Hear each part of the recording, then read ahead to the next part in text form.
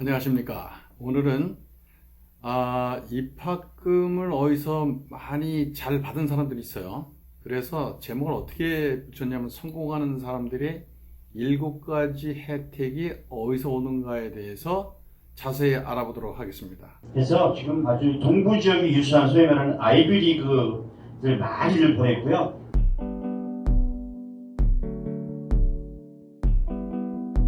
안녕하십니까.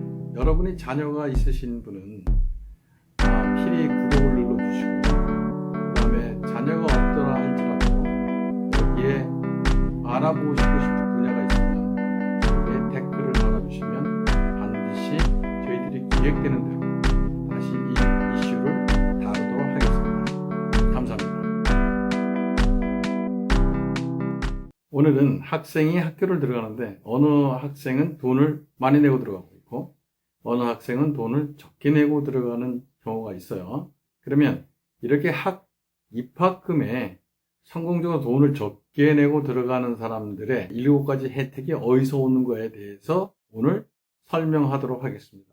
우리의 캐치 프레이즈는 남보다 혜택을 더 많이 라는 그 컨셉을 가지고 있으니까 이거에 대해 자세히 알아보도록 하겠습니다. 코비의 성공하는 사람들이 7가지 습관과 비슷한 제목을 땄어요. 그래서 저도 코비의 책처럼 그렇게 설명을 하겠습니다. 그래서 첫 번째, 커다란 아웃라인을 어떻게 잡냐면 이너 서클, 아우터 서클로 잡겠어요.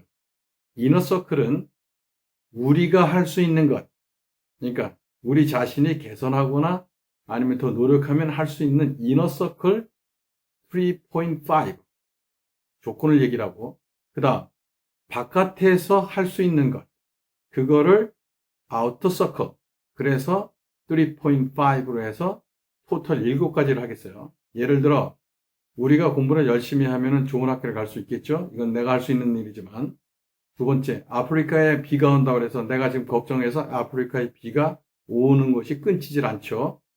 이너 서클의 넘버 원은 어떻게 되냐면 인컴이 많으면 혜택은 줄어들고 인컴이 적으면 혜택이 많이 오는 거예요. 그래서 W2, 1099 어떠한 인컴이도 상관없어요. 근데 그 인컴 중에 우리가 텍스 보고한 1040에 들어간 텍스에 대한 인컴도 있지만 텍스 보고되지 않은 인컴이 따로 있으면 그 인컴까지 넣으셔야 된다는 얘기입니다. 여기 엑스트라로 제가 칼리지에 있는 차일드의 수에 따라서 그 혜택이 또 달라질 수 있고 같은 인컴이라도 또 마찬가지로 어떤 스테이트에 사느냐에 따라서 그 혜택이 각각 달라집니다. 이 그래프에 보시는 바와 같이 이 인컴이 많고 적음에 따라서 분명한 차이가 있는데 이게 직선적인 연결이 아니라 이렇게 곡선으로 되어 있어요. 그래서 어느 인컴 이상 올라가면 더 많이 버는 사람, 또 적게 버는 사람 별 차이가 없어요. 그럼 제가 포인트를 다시 얘기하겠습니다. 2만 불, 4만 불, 6만 5천 불까지가 브레이크 포인트가 됩니다. 그 얘기는 뭐냐면 15만 불 버는 사람과 25만 불 버는 사람들의 그거에 대한 차이 혜택이 별로 없습니다. 그런데 어디가 가장 예민하냐면 2만 불에서 6만 5천 불 사이의 인컴이 가장 예민합니다. 다음으로 넘어가겠습니다. 그래서 이렇게 선택을 하죠. A 칼리지와 B 칼리지가 있으면 내가 인컴을 조절합니다. 할 수만 있다면 이 인컴을 조절해서 22,000불짜리 학교를 16,000불로 줄일 수가 있습니다.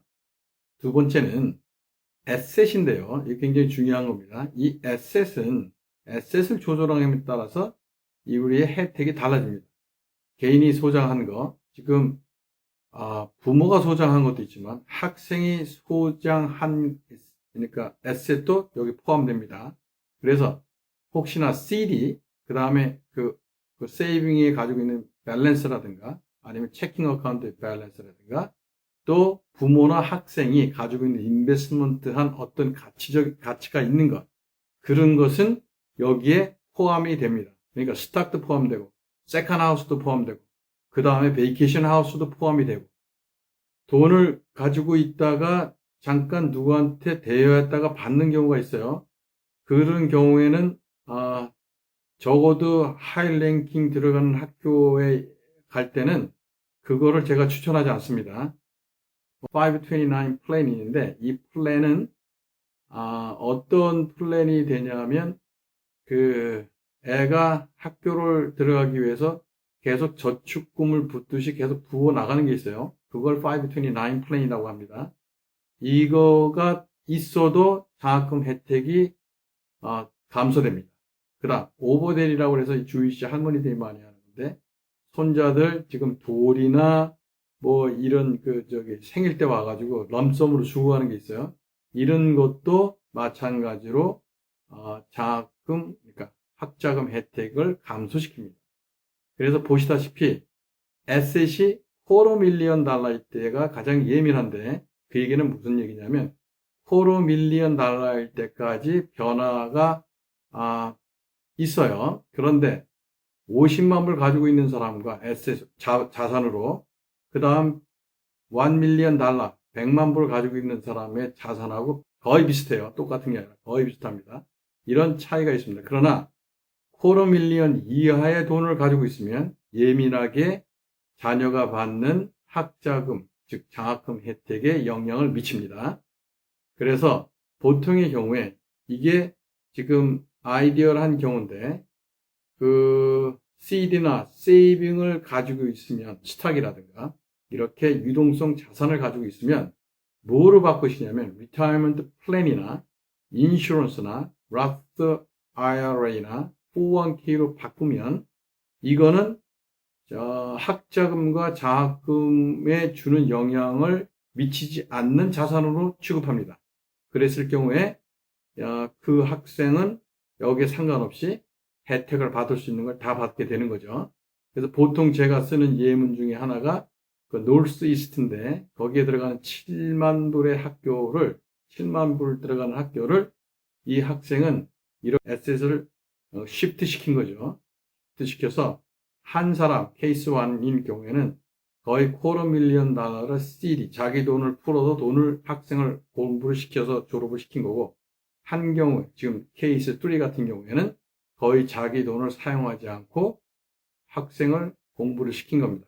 세 번째가 뭐냐면 이 학생의 퍼스널 캐릭터를 강조하는 겁니다. 무슨 얘기냐면 그 중에 가장 잘 쓰는 저희들 테크닉은 패턴을 만들어 주는 건데 이 학생이 특징적으로 이런 일들을 했다. 그 다음에 abstract를 써주고 그 다음에 recommendation 해서 certify를 해주는 겁니다. 그랬을 경우에 한 예로 이렇게 14만 1,500불을 받은 경우가 있어요. 그러니까 이런 네 번째는 지금 반은 지금 이너서클 내가 해야 되는 문제예요. 내가 해야 되는 거. 두 학교가 오면 컴페어링을 하는 거예요. 서로 비교를 해보는 겁니다. 어느 학교가 돈을 많이 주는가, 어느 학교가 좀 메리트 베이스고 니드 베이스로 내 조건에 맞춰주는가라는 거를 두 학교를 이제 비교를 하는 경우가 있어요. 네 번째에 그 세컨, 그러니까 두 경쟁력 있는 학교를 싸움으로 붙이는 겁니다. 그 얘기는 뭐냐면 B 학교는 왜 돈을 주지 않느냐 라고 하면서 두 학교를 서로 싸움 붙이는 거예요. 그랬을 경우에 받으면 다음과 같이 이렇게 보다시피 파이널 컨펌이 3,200불을 더 받아내는 경우가 생기는 거예요. 이거는 두 학교가 경쟁한 다음에 이런 베네핏을 받게 되는 거죠. 그 다음에 다섯 번째가 뭐냐면 non-profit organization에서 많은 오가니제이션에 그 장학금들이 있어요. 이런 장학금은 interest base라고 하는 건데 어떤 거냐면 female engineering을 들어갔을 때 주는 장학금, 그 다음 아시안 키들이 공부했을 때 받는 장학금, 그 veteran, 그러니까 그 군대를 갔던 사람들의 자녀들이 받는 장학금, 그리고 또 이민을 왔으면 이민원 한국 이민자들이 받는 장학금, 각각의 그 재단에 따라서 장학금이 선정이 되는데 그 장학금을 찾아가는 것인데 이 장학금 인터넷에는 뭐 많은 정보들이 있겠지만 여기 특별히 그 칼리지 보드에서 프로바이드하는 인포메이션들이 있어요. 그런 그 인포메이션을 사용하셔가지고 이거를 찾아갈 수 있습니다.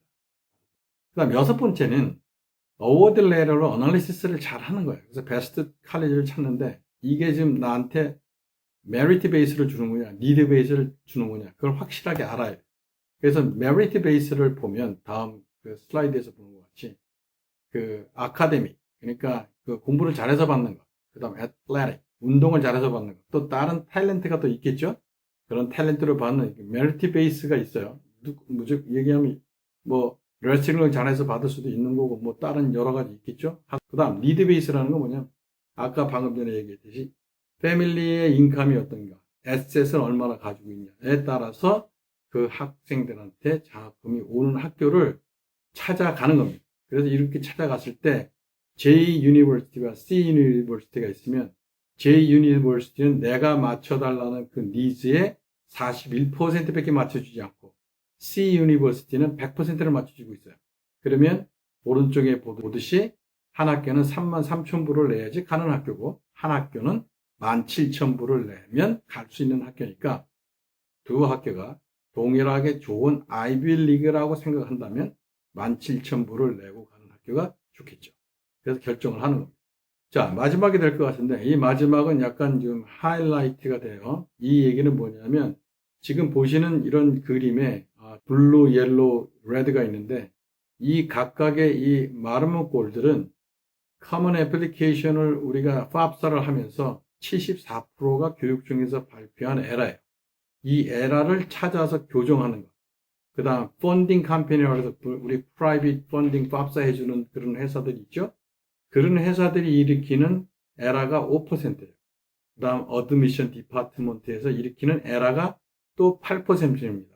어드미션 디파트먼트의 에러는 누구도 찾지 못합니다. 그래서 이 정도의 에러를 찾으려면 적어도 6,000개에서 10,000개의 데이터가 필요해요. 그 10,000개의 데이터를 가지고 있으면 이 에러를 찾아낼 수 있습니다. 그래서 다음과 같이 이 한 에러를 찾아서 87,000불, 이건 지금 졸업할 때까지 4년 동안 잡은 거겠죠? 87,000불의 이익을 얻는 경우가 생깁니다. 얘기인 즉슨 이 7가지 방법을 통해서 165 빌리언 달러가 바깥에 돌아다니고 있는데 이게 누구를 위해서? 학교를 들어가는 자녀들을 위해서 이게 필요한데 이거를 찾아서 내는 겁니다. 그렇다면 여러분들은 이런 것들을 찾아내는 7가지 방법이 있다는 것을 설명을 드리고 있는 겁니다. 다음과 같이 보시다시피 이렇게 자녀가 7명이 있더라도 도레미파 솔라시도까지 해서 7명이 있죠. 이렇게 7명이 있더라도 이렇게 찾아만 간다면 주리 앤드류가 한 아이를 지금 대학에 보내는 것 같은 가격으로 7명을 교육할 수 있다라는 생각을 하면서 오늘은 여기까지 하겠습니다. 감사합니다.